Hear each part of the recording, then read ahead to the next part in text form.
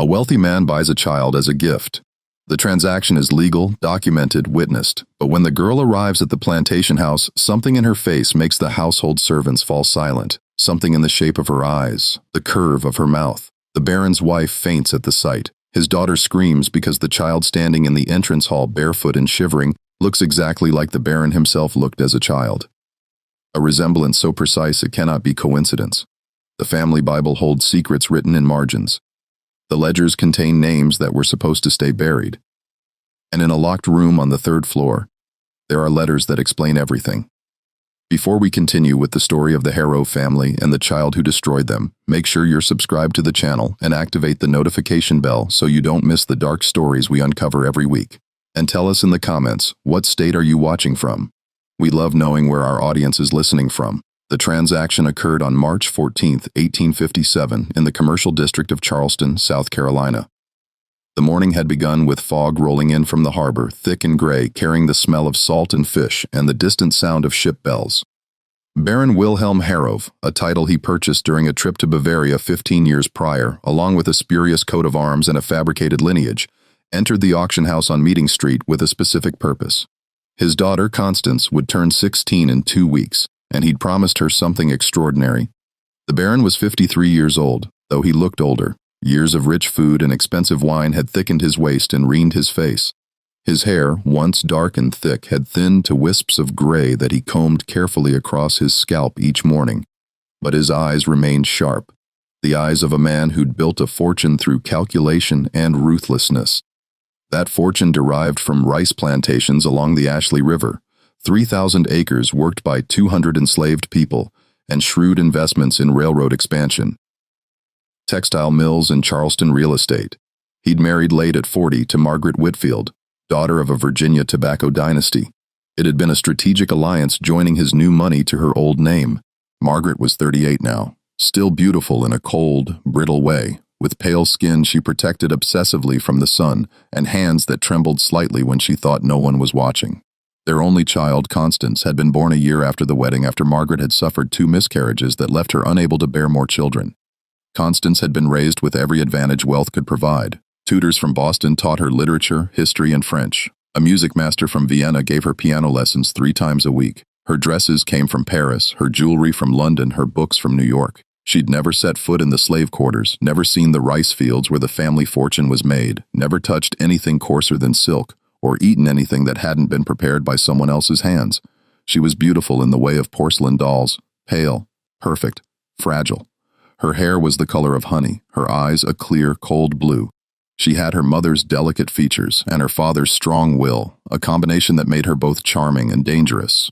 What she wanted, she got, and what she wanted for her 16th birthday was a girl her own age to serve as her personal attendant.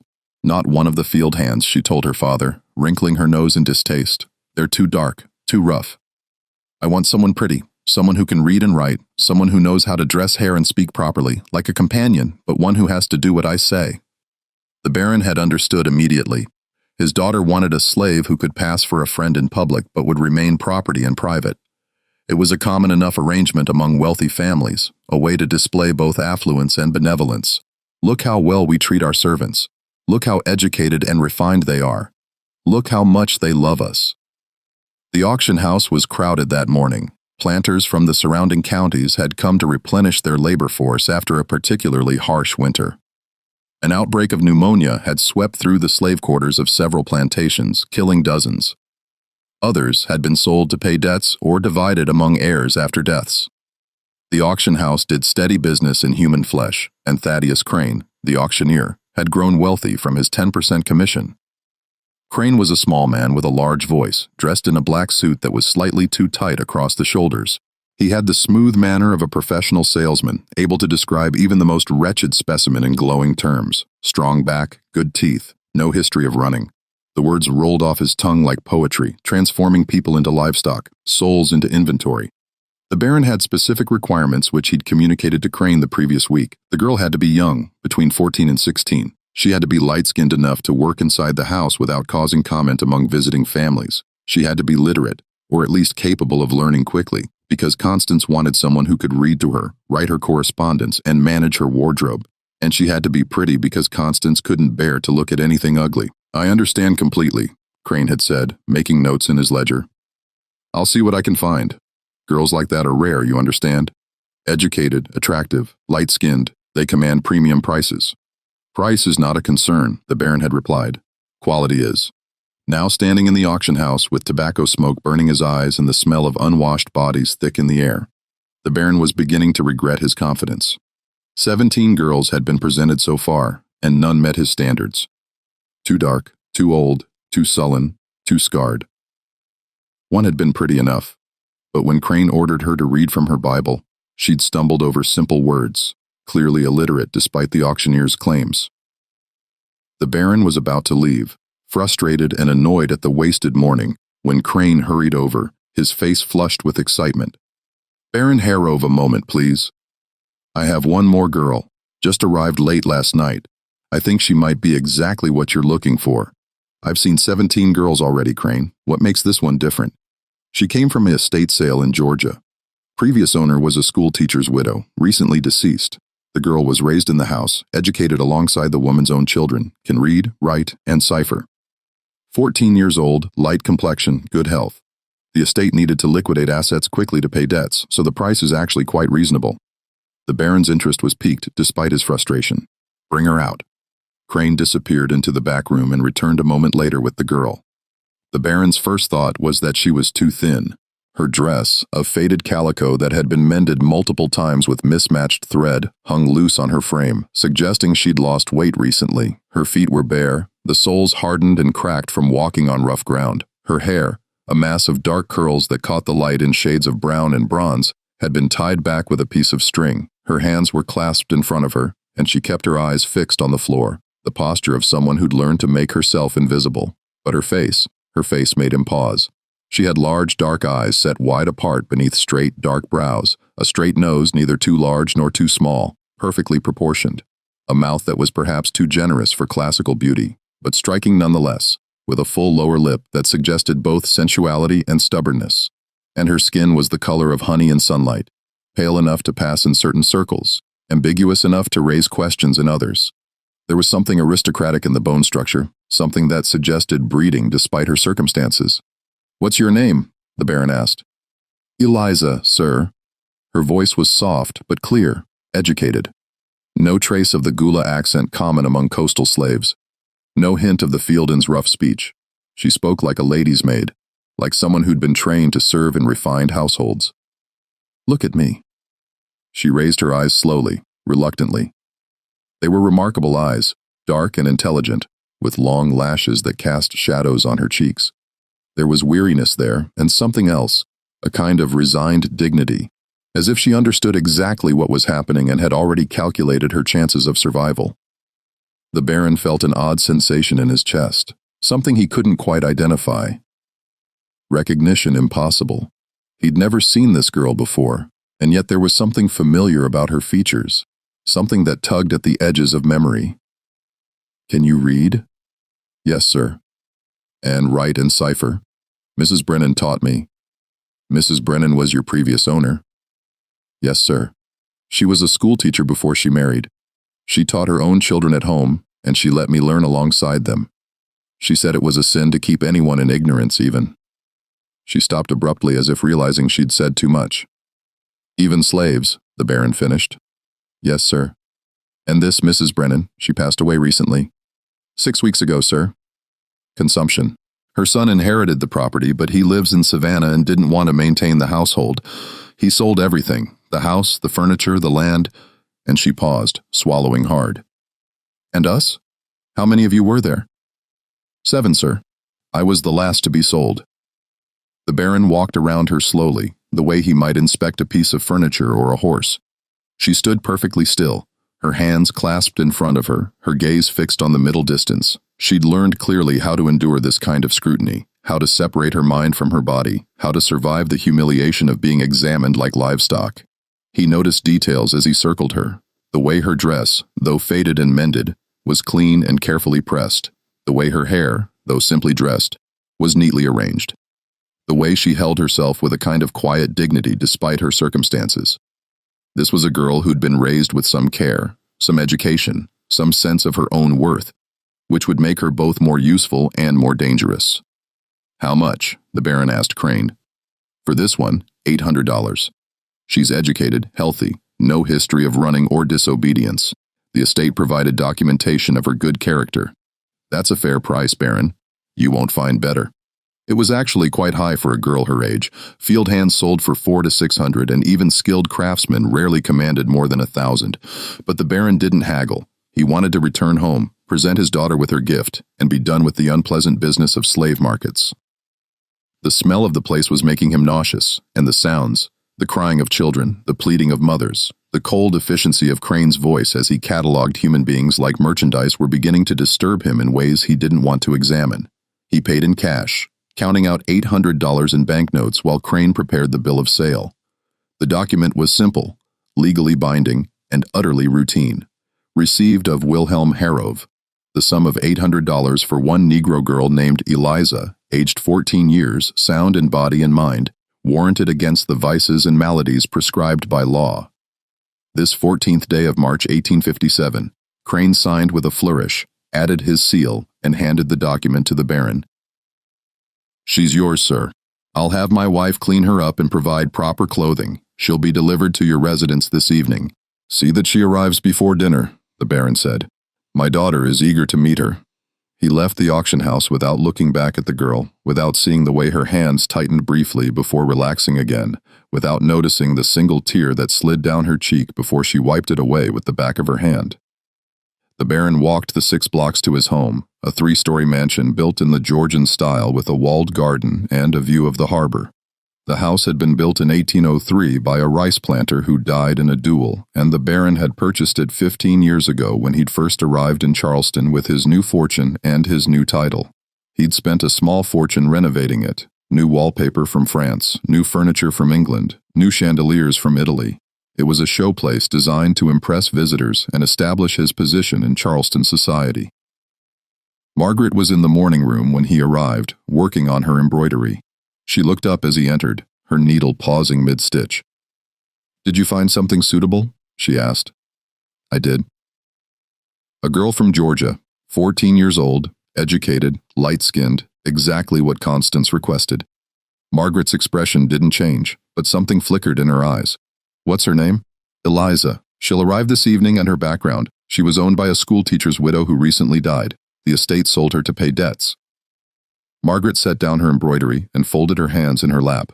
"Wilhelm, we need to discuss this." "Discuss what? This gift for Constance?" "I'm not sure it's appropriate." The Baron frowned. They'd already had this conversation, and he thought the matter was settled. "You agreed to it 2 weeks ago." "I know, but I've been thinking about it and I'm concerned. Constance is young, impressionable. Having a slave her own age, someone she might come to see as a friend, it could give her the wrong ideas about the natural order of things." "The natural order of things," the Baron repeated. "You mean the fact that we own people?"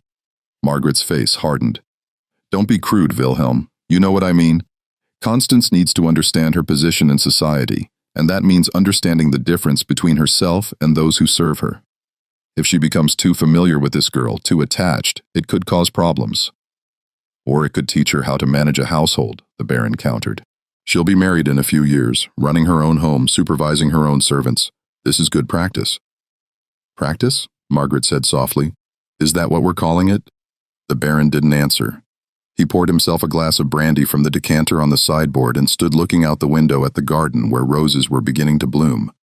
He was thinking about the girl, about the way she'd looked at him with those dark, intelligent eyes.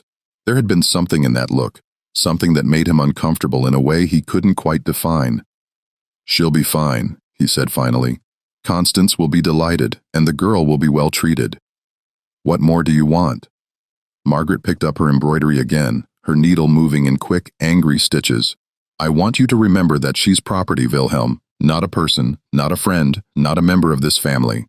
Property, and if you forget that, if Constance forgets that, we'll all pay the price."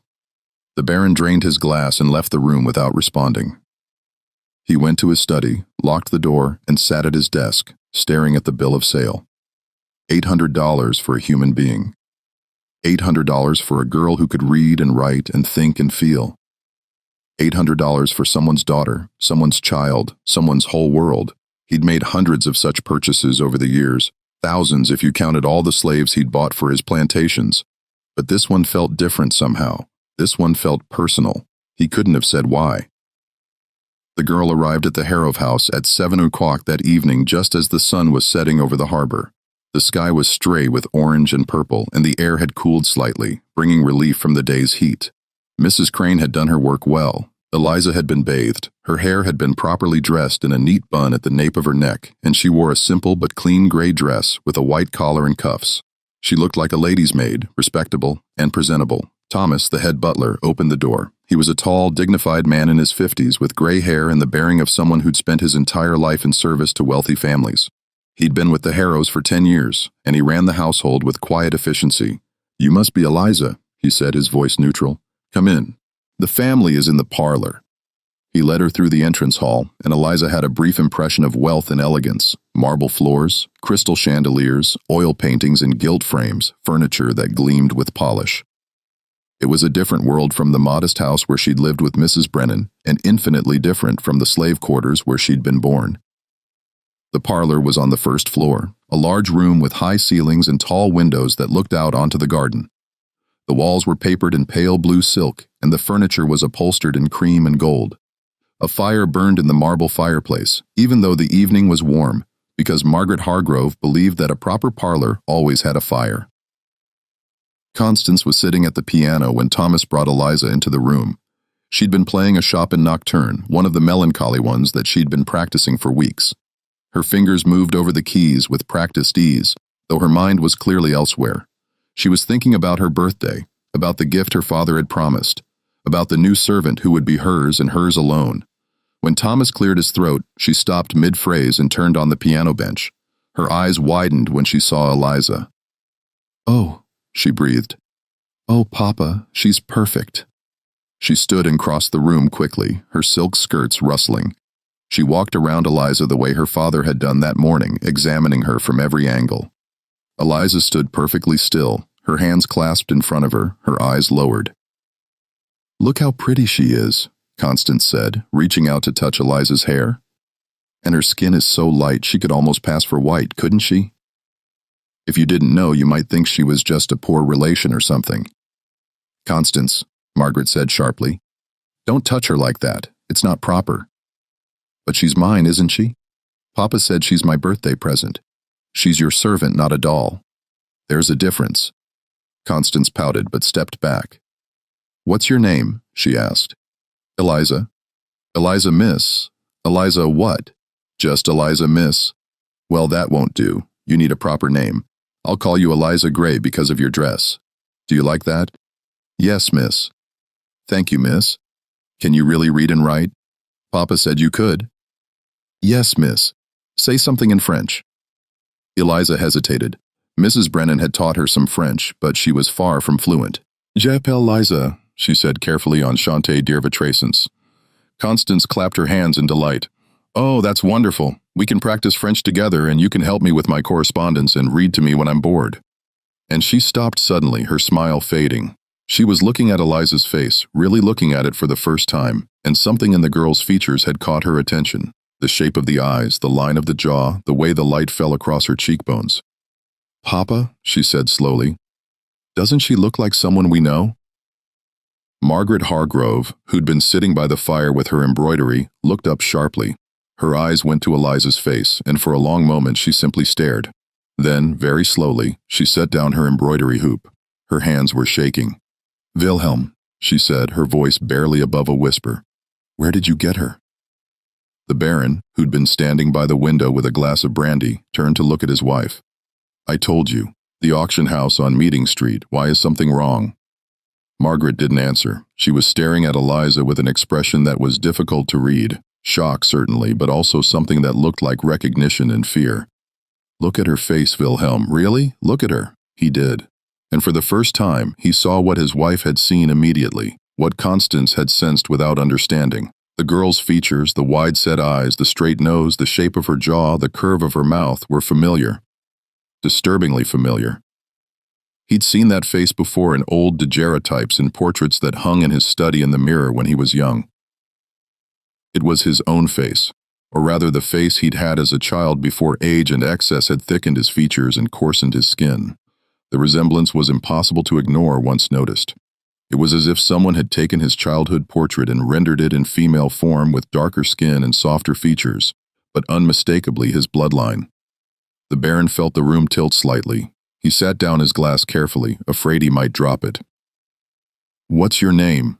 Margaret asked, her voice shaking. "Your full name?" "Ela, ma'am." "Just Eliza." "What was your mother's name?" The girl hesitated. She'd been trained not to speak unless spoken to, not to volunteer information, not to cause trouble, but something in Margaret's tone demanded an answer. "My mother's name was Sarah, ma'am." "Sarah Brennan." Margaret made a sound that was half gasp, half sob. She stood abruptly, swaying slightly, and Thomas rushed forward to steady her. "I need to lie down," she said. "Wilhelm, I need to speak with you privately now." The Baron was confused, his mind racing to make connections that he didn't want to make. "Margaret, what?"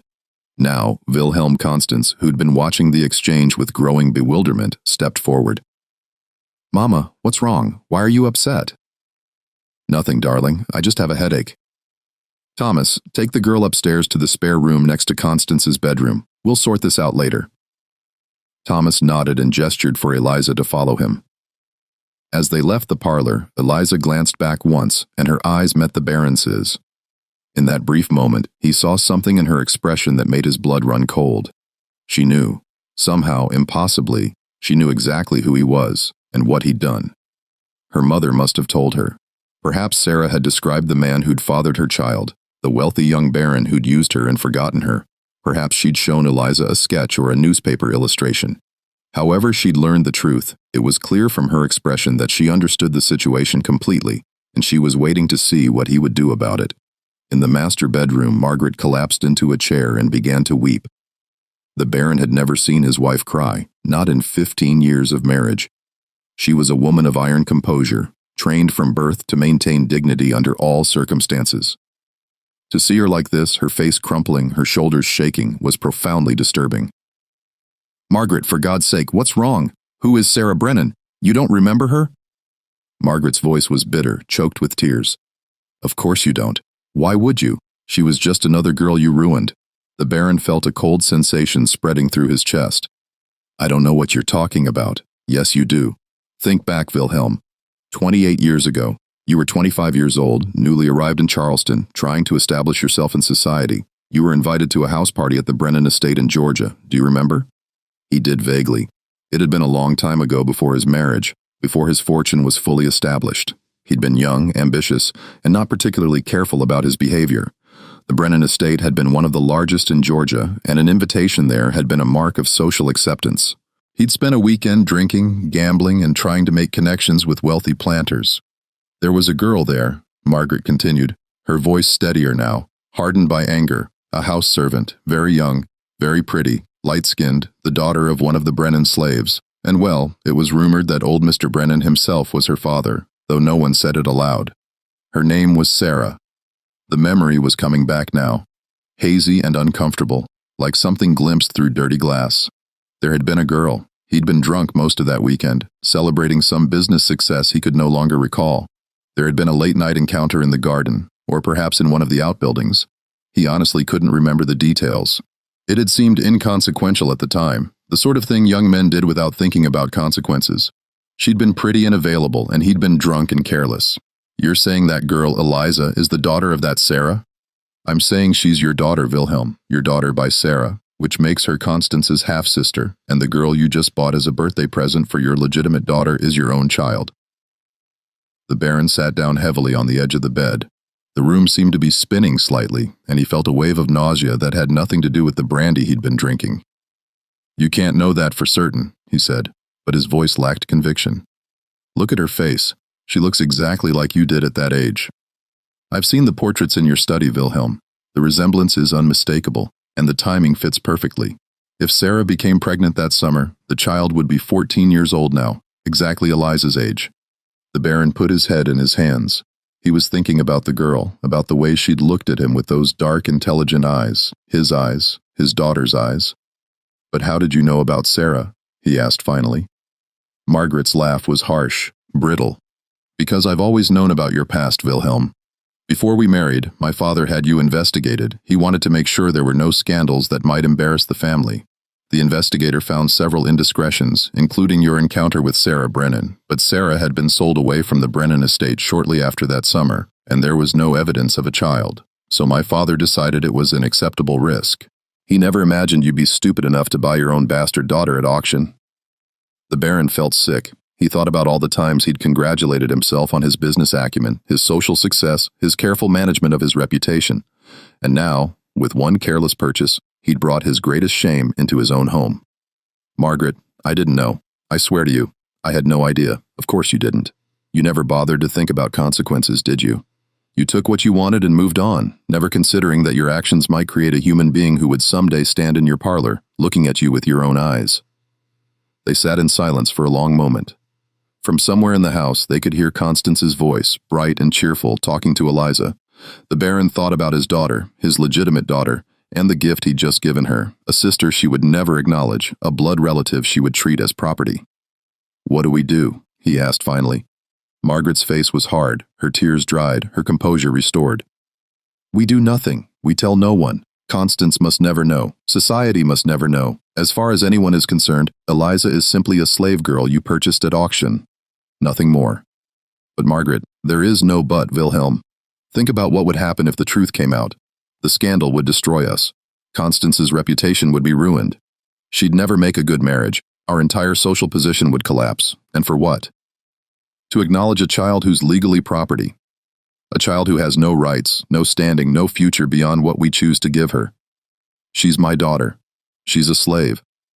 The law is very clear on that point. Her mother was a slave, therefore she's a slave, regardless of who her father is. You can't change that. You can't legitimize her. You can't give her your name or your inheritance. All you can do is create a scandal that will destroy your legitimate family." The Baron knew she was right. The laws of South Carolina were explicit, designed specifically to protect white men from the consequences of their actions. Children followed the condition of their mother. If the mother was enslaved, the child was enslaved, no matter who the father was. It was a system that allowed wealthy white men to rape their slaves with impunity, secure in the knowledge that any resulting children would simply increase their property holdings rather than their legal obligations. "So we just keep her here as Constance's servant. What choice do we have? If we sell her, she might end up somewhere terrible. At least here we can ensure she's treated well. We can make sure she's safe." It was a rationalization, and they both knew it. But it was the only option that preserved their social standing and protected Constance's future. "Very well," the Baron said finally. "We'll say nothing, but I want your word that she'll be treated kindly. No beatings, no cruelty. She's to be given adequate food, clothing, and shelter. And when Constance marries, Eliza is to be freed. That's my condition." Margaret nodded slowly. "Agreed. When Constance marries and leaves this house, we'll arrange for Eliza to be freed quietly with papers that give her a new identity. She can go north, start a new life where no one knows her history. But until then, she remains here, and no one can know the truth." "Agreed." They descended to the dining room where Constance was already seated, chattering excitedly about her new servant. Eliza stood behind her chair, silent and still, her hands folded in front of her. When the Baron entered, she glanced at him briefly, and he saw something in her eyes that confirmed his worst fears. She knew. She knew exactly who he was, what he'd done, and what he was choosing to do now, and she was watching him, judging him, waiting to see if he would have the courage to acknowledge her, or the cowardice to pretend she didn't exist. He chose cowardice. Dinner was an awkward affair. Constance dominated the conversation, talking about her birthday party, her new dresses, her piano recital. Margaret picked at her food, her face pale and drawn. The Baron drank too much wine and said too little, and Eliza stood in the corner, a silent witness to the family's discomfort. Her presence a constant reminder of secrets that could never be spoken aloud.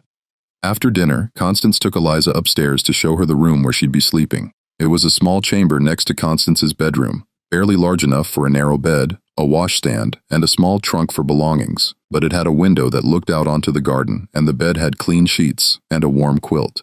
Compared to the slave quarters where Eliza had been born, it was luxury. "You'll sleep here," Constance said, "and you'll wake me every morning at 7 o'clock. You'll help me dress, arrange my hair, and bring my breakfast. During the day, you'll attend to my correspondence, read to me, accompany me on walks, and help me with whatever I need. In the evening, You'll help me prepare for bed. Do you understand? Yes, miss. And you'll call me Miss Constance, not just Miss. I want you to remember who you belong to. Yes, Miss Constance. Constance smiled, pleased with herself. We're going to be great friends, Eliza. I can tell. You're so much prettier and smarter than the other servants. It's almost like having a sister. Eliza's face remained expressionless, but something flickered in her eyes. Yes, Miss Constance, almost like a sister. That night, alone in her small room, Eliza lay awake, staring at the ceiling. She was thinking about her mother, about the last conversation they'd had before the estate sale. Remember who you are, Sarah had said, gripping Eliza's hands tightly. Remember that you're more than what they say you are. Your father was a white man, a wealthy man. That makes you different whether they acknowledge it or not. Who was he, Mama? You've never told me. Sarah had hesitated, her face troubled. His name was Wilhelm Hargrove. He was young then, visiting the Brennan estate for a house party. He was handsome, charming, and I was foolish enough to believe him when he said he cared for me. But after that night he left, and I never saw him again. 3 months later, I realized I was carrying you. What happened then? Mrs. Brennan discovered my condition. She was furious. She said, I'd brought shame on the household, that I'd tempted a guest and caused scandal. She sold me to a trader who took me to Savannah. I gave birth to you in a slave pen with no doctor, no help, nothing but a dirty blanket and my own fear. And then Mrs. Brennan, the younger Mrs. Brennan, the school teacher, bought me. She was a kind woman, Eliza. She saw that I was educated, that I could read and write, and she thought I'd be useful in her household. She let me keep you, let me raise you, even let me teach you. For 14 years we had something close to a good life. But now she's gone, and we're back where we started. Will I ever see you again, Mama? Sarah had pulled her close, holding her tightly. I don't know, baby, I don't know. But I promise you this, I'll find a way to get you free. Somehow, someday, I'll find a way. Now, lying in the darkness of the Harrove mansion, Eliza wondered if her mother had known. Had Sarah somehow learned that Wilhelm Harrove was in Charleston, that he was wealthy and powerful, that he had a daughter the same age as Eliza? Had she arranged for Eliza to be sold at that particular auction house, knowing that the Baron might see her, might buy her, might bring her into his home? It seemed impossible. But then again, so did everything else about her situation. She thought about the Baron, about the way he'd looked at her when he finally recognized the resemblance. There had been shock in his eyes, and guilt, and fear, but no love, no recognition of her as his daughter, his child, his blood. Just fear of scandal, fear of consequences, fear of losing what he'd built. She thought about Constance, her half-sister, who looked at her and saw a possession, a toy, a servant who would never know that they shared a father, that they were bound by blood as well as law. And she thought about Margaret, the Baron's wife, who'd seen the truth immediately and chosen to bury it, who decided that protecting the family's reputation was more important than acknowledging Eliza's humanity. Eliza had learned long ago not to hope for things beyond her reach. Hope was a luxury slaves couldn't afford. It was better to accept your situation, do your work, and survive. Dreaming of freedom only made the chains heavier. But sometimes late at night, she allowed herself to imagine a different life. A life where her father acknowledged her, where her sister embraced her, where she was a person instead of property. A life where she could walk down the street without lowering her eyes, where she could choose her own clothes, her own work, her own future. It was a dangerous dream, and she, Clear's throat, knew it. But she couldn't quite let it go. The weeks passed slowly, settling into a routine that was both comfortable and suffocating.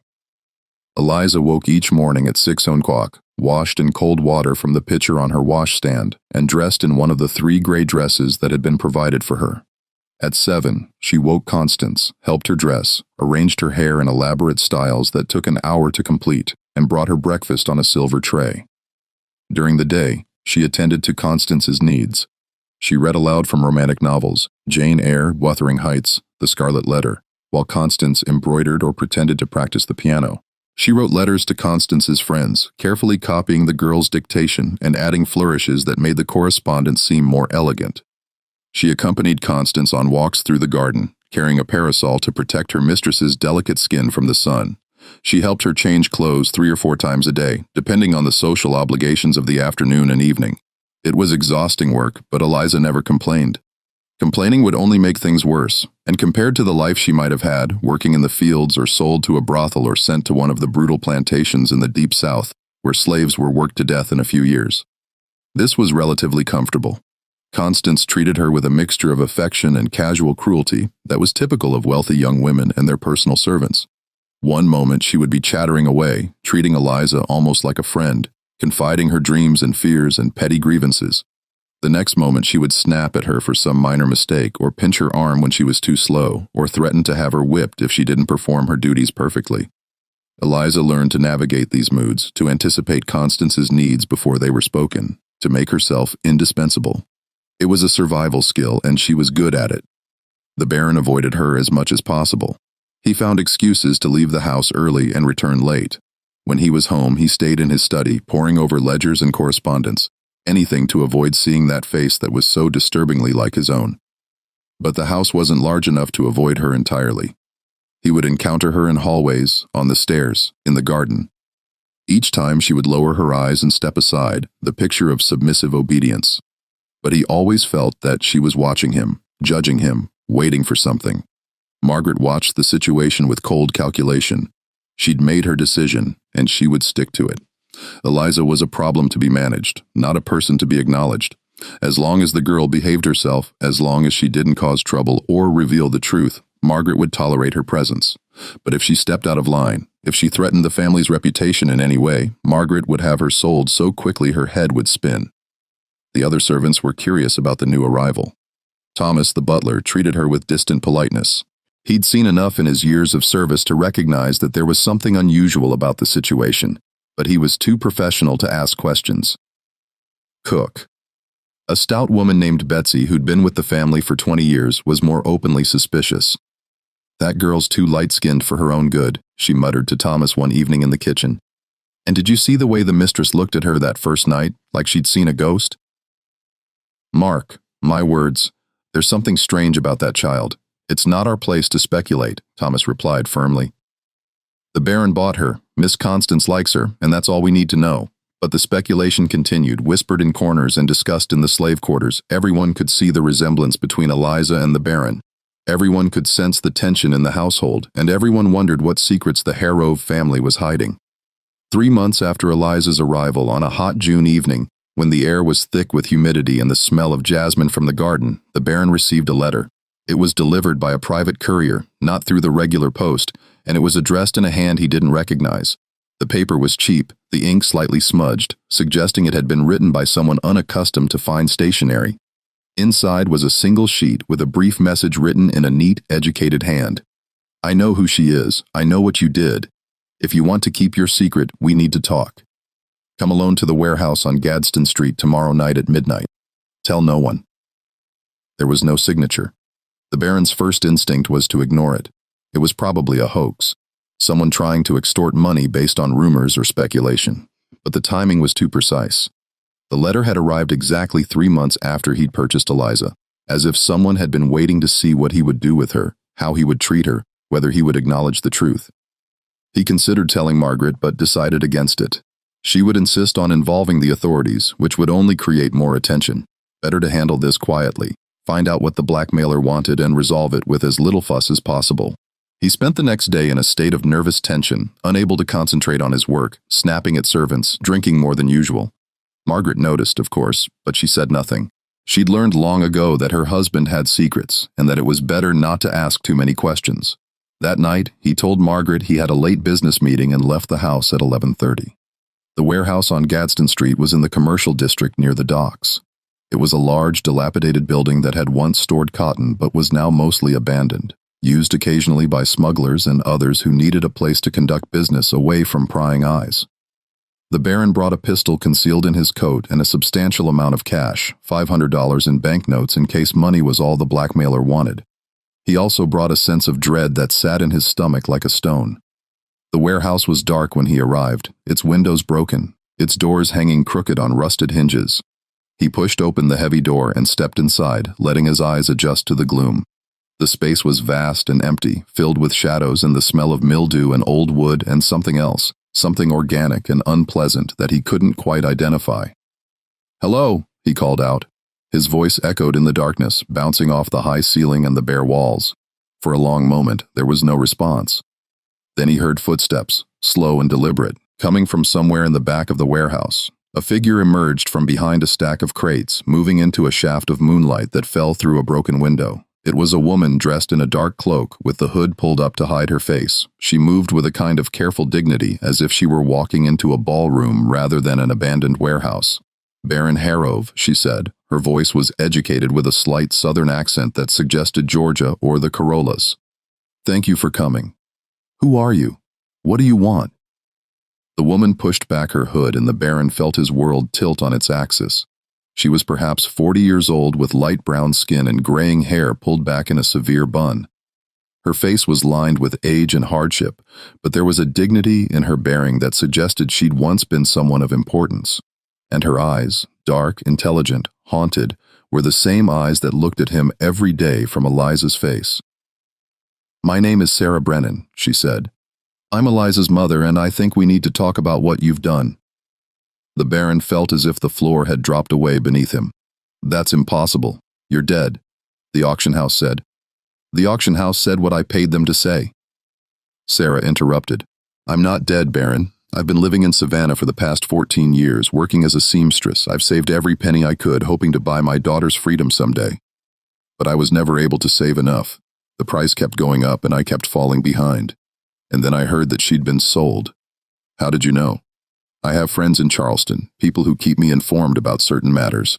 When I learned that a girl matching Eliza's description had been purchased by Wilhelm Hargrove, I knew it had to be her, and I knew I had to act quickly." The Baron's mind was racing. "You arranged this. You arranged for her to be sold at that auction house knowing I might see her."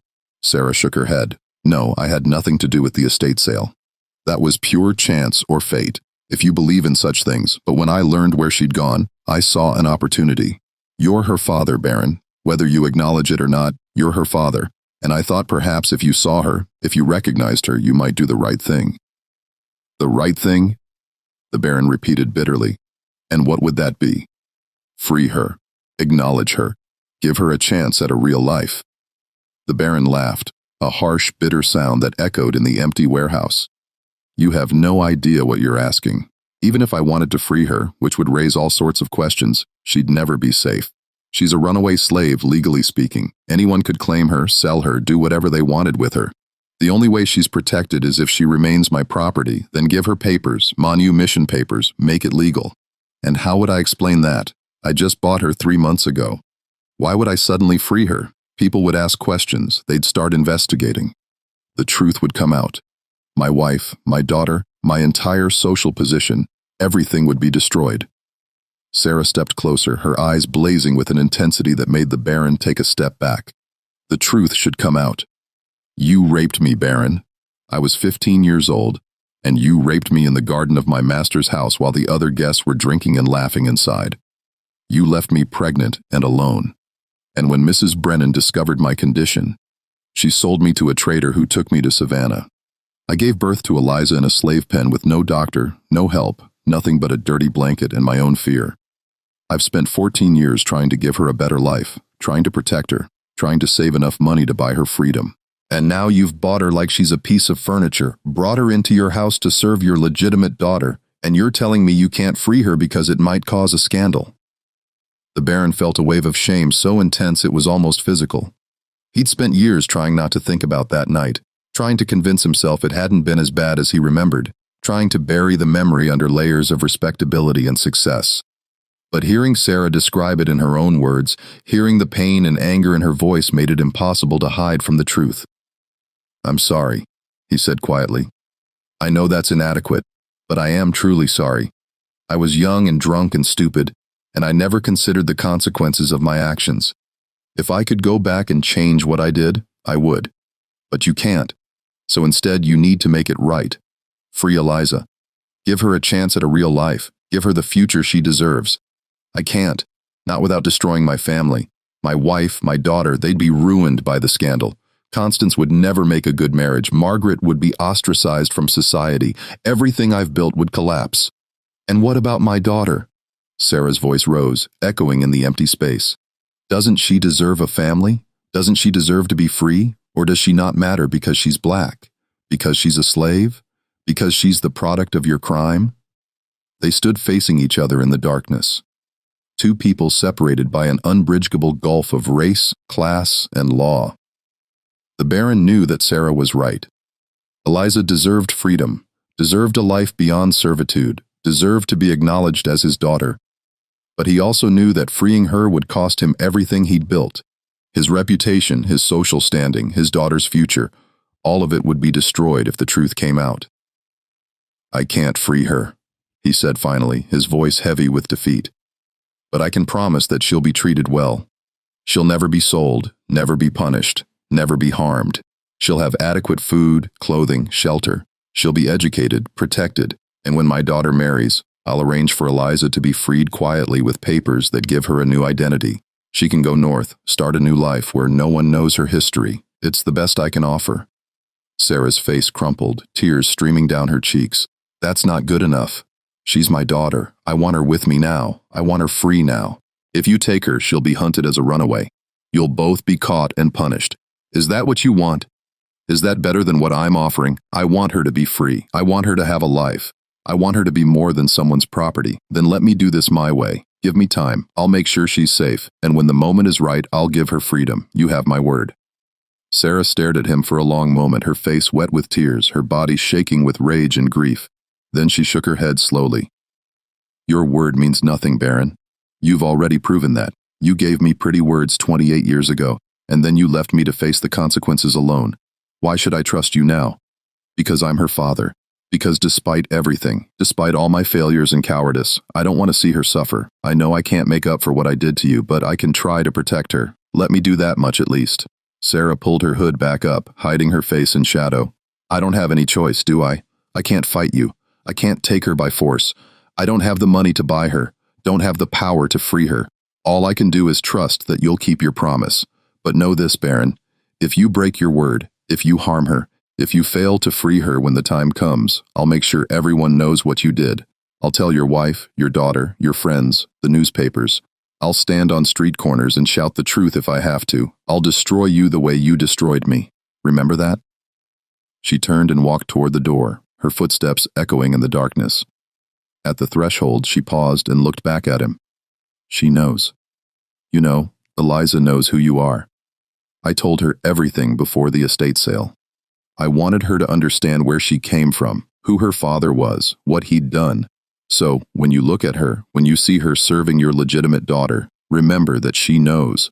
She knows you're her father, and she knows you're choosing your reputation over her freedom. Live with that, Baron. Live with the knowledge that your own daughter sees you for exactly what you are, a coward. Then she was gone, disappearing into the night, leaving the Baron alone in the empty warehouse with his guilt and his shame and his impossible choices. He stood there for a long time, staring at the door through which Sarah had vanished. He was thinking about Eliza, about the way she looked at him with those dark, knowing eyes, his daughter, his child, his blood, and he was choosing to keep her enslaved, to maintain the fiction that she was just property, just another servant, just another piece of his vast holdings. He'd made a promise to Sarah, but he had no idea how to keep it. Freeing Eliza would require careful planning, perfect timing, and a plausible explanation that wouldn't raise suspicions. It might take years. And in the meantime, he would have to live with the knowledge that his own daughter was enslaved in his house, serving his legitimate daughter, treated as property rather than family. The irony was almost unbearable. He'd spent his entire life accumulating wealth and status, building a fortress of respectability around himself. And now that fortress had become a prison, trapping him in a situation of his own making, forcing him to choose between his reputation and his conscience. He chose his reputation. He'd been choosing it his whole life. He returned home and went directly to his study, where he poured himself a large glass of brandy and sat in the darkness thinking. The house was quiet, everyone asleep, but he could feel Eliza's presence, could imagine her lying awake in her small room, thinking about her mother, thinking about freedom, thinking about the father who bought her and refused to acknowledge her. He drank until the bottle was empty, until the guilt was numbed enough to bear. Then he stumbled upstairs to bed where Margaret lay sleeping, her face peaceful in the moonlight. She didn't wake when he climbed in beside her, didn't stir when he lay there staring at the ceiling, counting the hours until dawn. Upstairs in the small room next to Constance's bedroom, Eliza lay awake, listening to the sounds of the house settling around her. She'd heard the Baron leave late at night, had watched from her window as he walked down the street toward the commercial district. She didn't know where he'd gone or why, but she could guess. Her mother had told her she would try to contact the Baron, would try to negotiate Eliza's freedom. Eliza had begged her not to, knowing it was futile, but Sarah had insisted. "I can't bear the thought of you living as a slave," Sarah had said, "especially not in the house of the man who fathered you." "I have to try, Eliza. Even if it's hopeless, I have to try." Now, lying in the darkness, Eliza wondered what had happened at that meeting. Had her mother pleaded for her freedom? Had the Baron refused?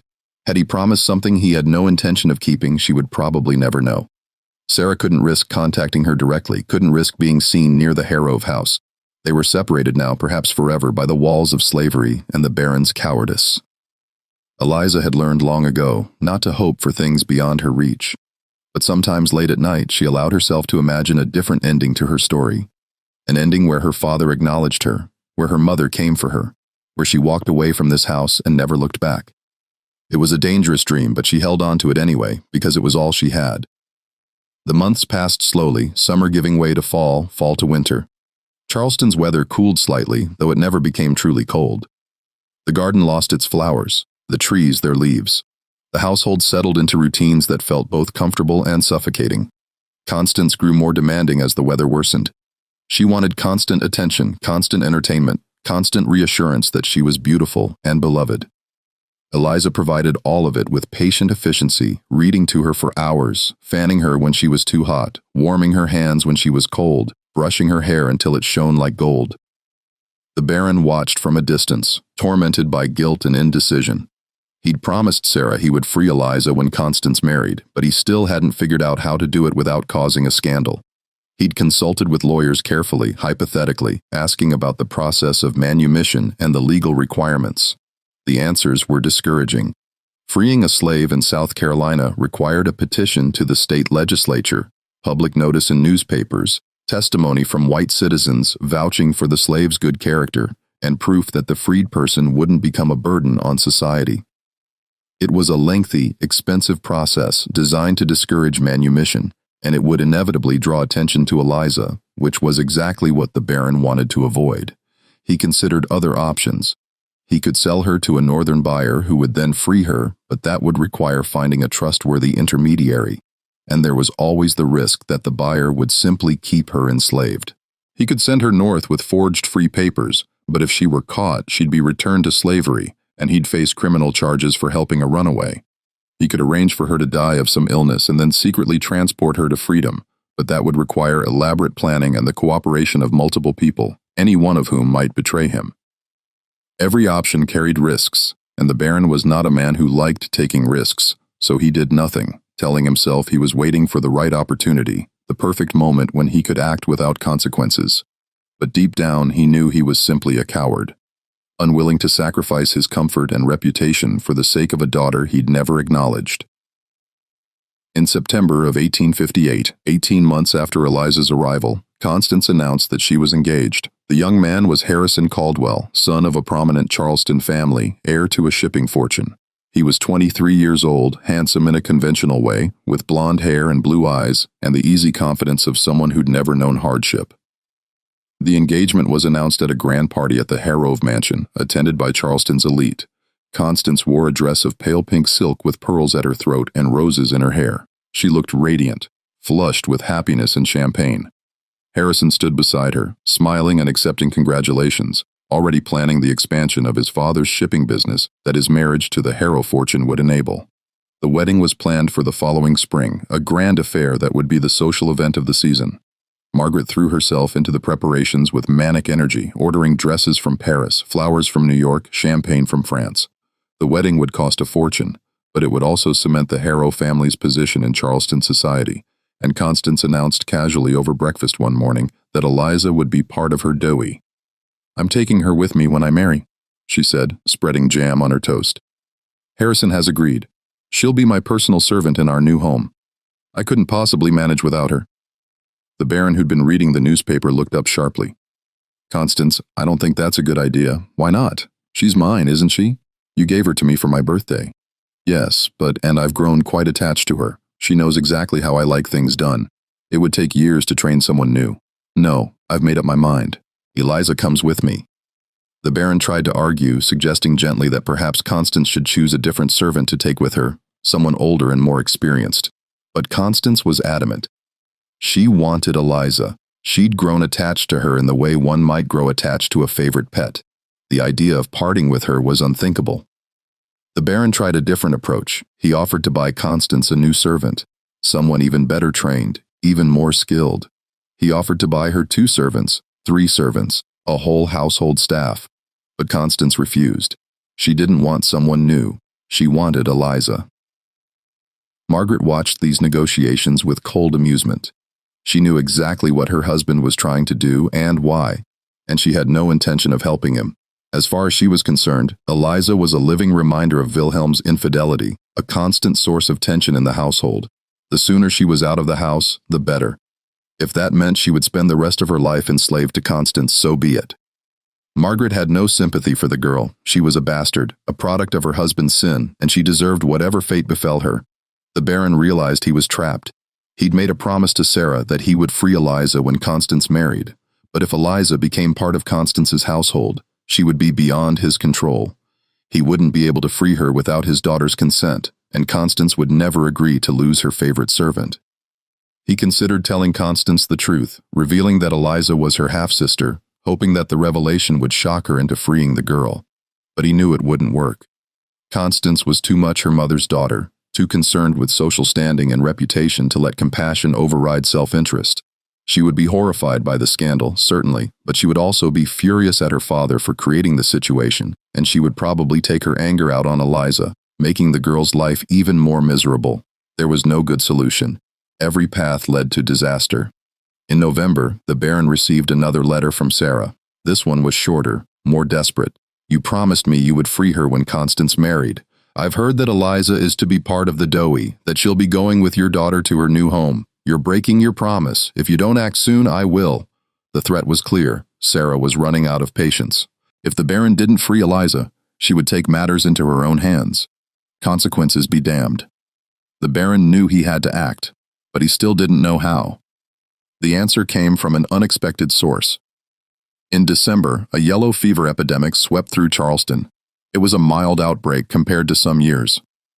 Only 30 deaths compared to the hundreds that had died in the epidemic of 1854, but still deadly enough to cause panic. Wealthy families fled to the countryside. Businesses closed. The streets emptied as people barricaded themselves in their homes, burning tar and sulfur to ward off the disease. The Harrove family prepared to retreat to their plantation on the Ashley River, taking most of their servants with them. But 2 days before they were scheduled to leave, Eliza fell ill. It started with a headache, severe and throbbing, that made it difficult for her to stand. Then came the fever, burning hot, turning her skin clammy and her eyes glassy. Then the chills so intense that she shook uncontrollably, despite being wrapped in blankets. By evening, she was delirious, crying out for her mother, speaking in fragments that made no sense. The doctor was summoned. He examined her briefly, taking her pulse and looking at her eyes, then stepped back with a grim expression. Yellow fever, he said. No doubt about it. She needs to be quarantined immediately away from the rest of the household. Constance was distraught. But I need her. I can't leave without her. You'll have to, Miss Hargrove. Yellow fever is highly contagious. If you stay near her, you'll likely catch it yourself, and the mortality rate is quite high, perhaps 50% for someone her age. 50%. Constance's eyes filled with tears. You mean she might die? It's quite possible. Yes. Margaret was firm. We're leaving tomorrow morning as planned. Eliza will stay here in Charleston with someone to care for her. If she recovers, she can join us at the plantation. If she doesn't, she left the sentence unfinished. The Baron saw his opportunity. I'll arrange for her to be moved to a house I own on the outskirts of the city, he said quickly.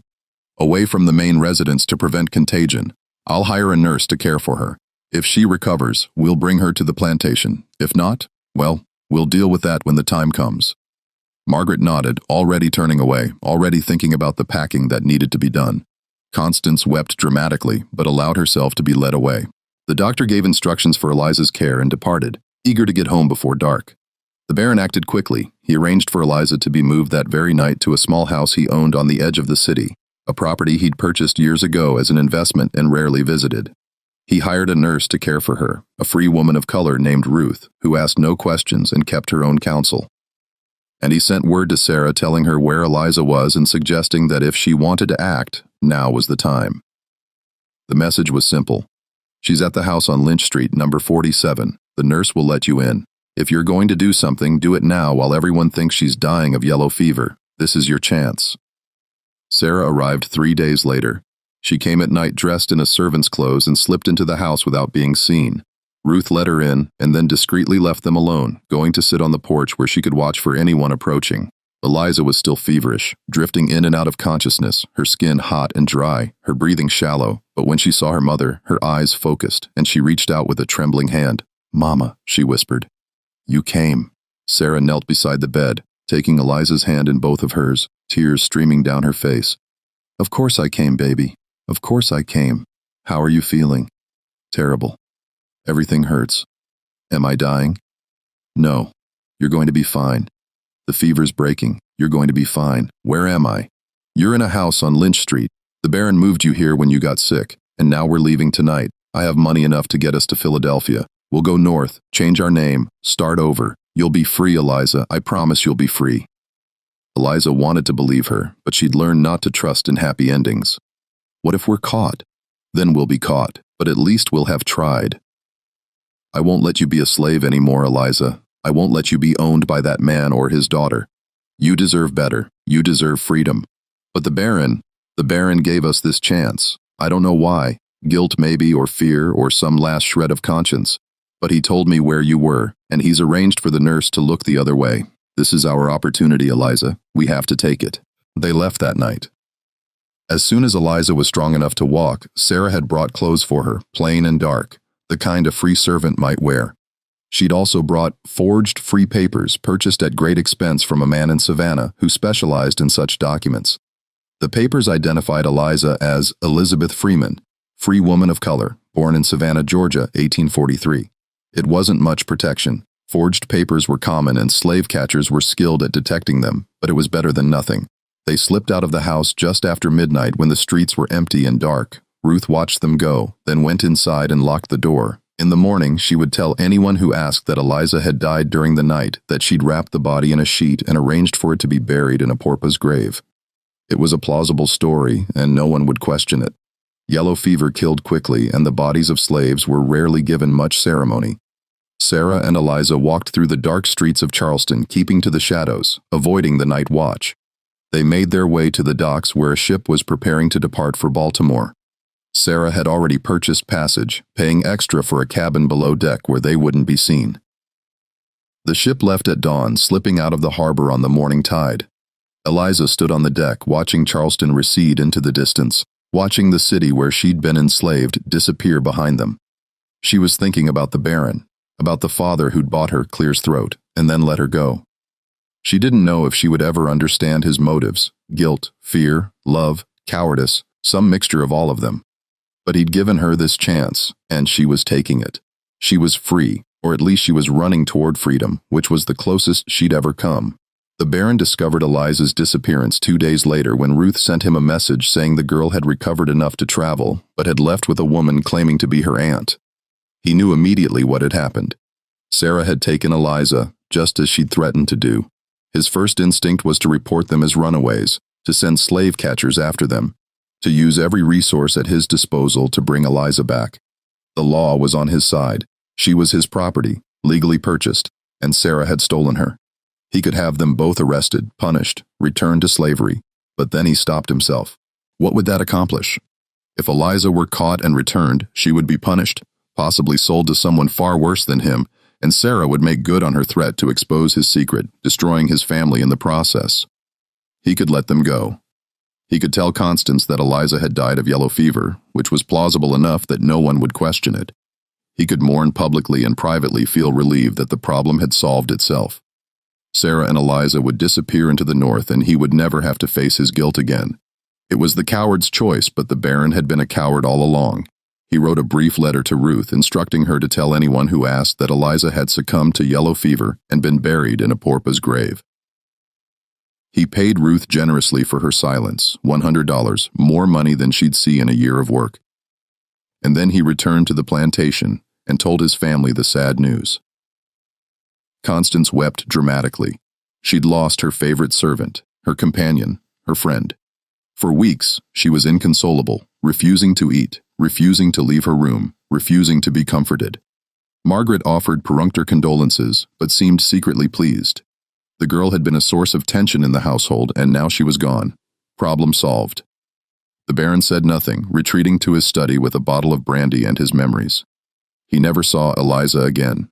He never knew if she and Sarah made it safely to Philadelphia, or if they were caught and returned to slavery, or if they died somewhere along the way. He told himself it didn't matter that he'd done what he could, that he'd given them a chance at freedom, even if it meant breaking the law and risking his own reputation. But late at night when he couldn't sleep, he would think about the girl with his eyes and his nose and his bloodline, the daughter he'd bought and lost, the living proof of his sins. And he would wonder if she ever thought about him, if she hated him, if she understood that he'd tried in his own inadequate way to make things right. He would never know. The wedding took place in April 1859, a grand affair attended by Charleston's elite. Constance looked beautiful in her white silk gown, though there was a sadness in her eyes that hadn't been there before. She missed Eliza, missed having someone her own age to confide in, missed the companionship she'd taken for granted. But she married Harrison Caldwell, moved into a grand house on Meeting Street, and began the life of a wealthy Charleston matron. Margaret died 3 years later of pneumonia. She was 43 years old, still beautiful, still cold, still keeping secrets. The Baron remarried within a year, a widow from Savannah named Catherine Thornton, and had no more children. He lived to see the Civil War destroy the world he'd known, watched his fortune evaporate as the Confederacy collapsed, and died in 1869. A broken man in a broken South. His last words whispered to the priest who attended his deathbed were, "Tell her I'm sorry. Tell Eliza I'm sorry." The priest, who had no idea who Eliza was, nodded and murmured prayers for the dying. The Baron closed his eyes and slipped away, taking his secrets with him. Constance and Harrison had 4 children. They lost everything in the war but rebuilt their lives, moving to Atlanta and starting a new business. Constance never spoke of Eliza, the servant girl who died of yellow fever so long ago. If she ever suspected the truth about the girl's identity, she never said so. Some secrets were too dangerous to acknowledge, even in memory. And Eliza, history is silent on what became of her. There are no records of a Sarah and Eliza Brennan arriving in Philadelphia in 1858, no census records, no city directories, no newspaper mentions. They vanished completely, which was probably intentional. Runaway slaves who wanted to stay free learned to erase their pasts, to adopt new names and new identities, to become invisible. But there is one tantalizing clue discovered by a historian researching free black communities in Philadelphia in the 1860s. In the 1870 census, there's an entry for a dressmaker named Elizabeth Freeman, described as a mulatto woman operating a successful shop on Chestnut Street. The entry notes that she'd arrived in the city before the war and had built a reputation for excellent work and fair prices. She lived with an older woman named Sarah Freeman, described as her mother. There's no mention of their origins, no indication of where they came from or how they'd learned their trade. But the timing fits, and the profession, dressmaking, was exactly the trade Sarah Brennan had practiced in Savannah. And the name Elizabeth Freeman could easily have been derived from Eliza, with Freeman chosen for its obvious symbolism. If Elizabeth Freeman was indeed Eliza Harrove, then she lived to see slavery abolished, lived to see her people freed, lived to build a life on her own terms. She would have been in her late 20s when the war ended, young enough to start over, old enough to appreciate what freedom meant. She never married, according to the census records. She lived with her mother until Sarah's death in 1875, and then alone running her shop and supporting herself through her own labor. She died in 1891 at the age of 48 of tuberculosis. She was buried in Eden Cemetery in a grave marked with a simple stone that read, Elizabeth Freeman, 1843-1891, free at last. Whether she ever thought about the Baron, about the father who'd bought her and then let her go, we'll never know. Whether she forgave him or hated him or simply forgot him is lost to history. What we do know is this: she survived, she escaped. She built a life beyond slavery, beyond the Harrove mansion, beyond the chains that had bound her. And perhaps that's the only ending that matters. The Harrove mansion on Trad Street still stands, though it's been converted into a museum. Tourists walk through the elegant rooms, admiring the period furniture and the portraits on the walls. One portrait hanging in the study shows Baron Wilhelm Harrove in his prime, a handsome man with dark eyes, a straight nose, and a confident smile. If you look closely at that portrait, and if you have a good imagination, you might see a resemblance to a girl who once stood in that same room, barefoot and shivering, waiting to learn her fate. A girl who looked like the Baron, who carried his blood, who was his daughter in every way that mattered except the only way that counted under the law. The museum guides don't mention her. There's no plaque, no explanation, no acknowledgement that she ever existed. The official history of the Harrove family makes no mention of a slave girl named Eliza, who served Constance Harrove briefly before dying of yellow fever in 1858. It's as if she never existed, as if her life left no mark on the world. But if you stand in that study long enough, if you let yourself feel the weight of history pressing down on you, you might sense her presence. You might imagine her standing in the corner, watching, waiting, judging. You might hear the whisper of her voice, asking the question that haunts every slave narrative, every story of injustice and cruelty and families torn apart. How could you? And you might wonder, as the Baron wondered in his final years, whether some debts can ever truly be repaid, whether saying, "I'm sorry," is enough, whether giving someone a chance at freedom absolves you of the crime of enslaving them in the first place. The answer, of course, is no. Some sins are too great to be forgiven, some wounds too deep to heal. The Baron bought his own daughter at auction, kept her enslaved in his house, and let her serve his legitimate daughter for 18 months before finally, reluctantly giving her a chance to escape. That's not redemption. That's just a slightly less terrible ending to a terrible story. But it's the ending we have, and perhaps in the end, that's all history can offer us. Not justice, not redemption, not even understanding, just the facts laid bare and the question of what we would have done in their place. What do you think of this story? Do you believe the Baron did enough to make amends for his crime? Do you think Eliza and Sarah made it to freedom, or were they caught and returned to slavery? Leave your comment below if you enjoyed this dark tale from American history and want more stories like this. Subscribe to the channel, hit the notification bell, and share this video with someone who loves historical mysteries. See you in the next. See you in the next. See you in the next. See you in the next. See you in the next. See you in the next. See you in the next.